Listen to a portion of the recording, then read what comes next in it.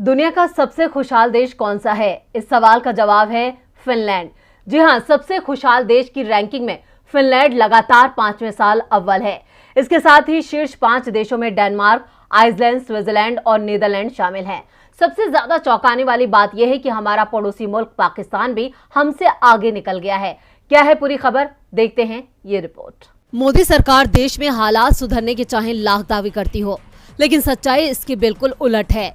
शुक्रवार को संयुक्त राष्ट्र की ओर से जारी वर्ल्ड हैप्पीनेस रिपोर्ट 2022 ने देश में खुशहाली की पोल खोल के रख दी है। सबसे खुशहाल देश की रैंकिंग में फिनलैंड 5वें साल भी पहली पोजीशन पर बना हुआ है। इसके साथ ही टॉप 5 देशों में डेनमार्क, आइसलैंड, स्विट्जरलैंड और नीदरलैंड ने जगह बनाई है। अमेरिका 16वें और ब्रिटेन 17वें पायदान पर है। अब बात करें भारत की, तो हमारा देश इस रैंकिंग में 139वें स्थान पर है।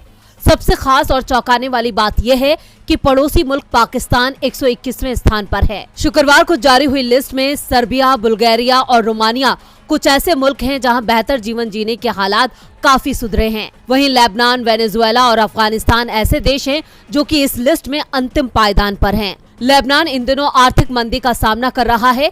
ये देश सूची में 144वें स्थान पर है, जबकि जिम्बाब्वे 143वें स्थान पर है। पिछले साल अगस्त में तालिबान के फिर से सत्ता में आने के बाद से युद्ध से पीड़ित अफगानिस्तान पहले से ही इस सूची में सबसे नीचे है। यूनिसेफ की तरफ से अनुमान जताया गया कि अगर अफगानिस्तान की मदद नहीं की गई तो वहां 5 साल से कम उम्र के 10 लाख बच्चे इस सर्दी में भुखमरी का शिकार हो सकते हैं। यूक्रेन संकट से पहले बनाई गई थी रिपोर्ट। दुनिया के सबसे खुशहाल देशों की लिस्ट 10 सालों से तैयार की जा रही है। इस लिस्ट को तैयार करने के लिए लोगों की खुशी के आकलन के साथ साथ आर्थिक और सामाजिक आंकड़ों को भी देखा जाता है। इसकी गणना के लिए 3 साल के आंकड़ों को लिया जाता है। इसके साथ ही खुशहाली को 0 से 10 अंक तक के पैमाने पर आंका जाता है। हालांकि संयुक्त राष्ट्र की ये रिपोर्ट रूस के यूक्रेन पर आक्रमण करने से पहले ही तैयार हो गई थी। इस वजह से इस लिस्ट में रूस 80वें और यूक्रेन 98वें नंबर पर है। वर्ल्ड हैप्पीनेस रिपोर्ट में कोरोना महामारी के पहले और बाद के समय का इस्तेमाल किया है।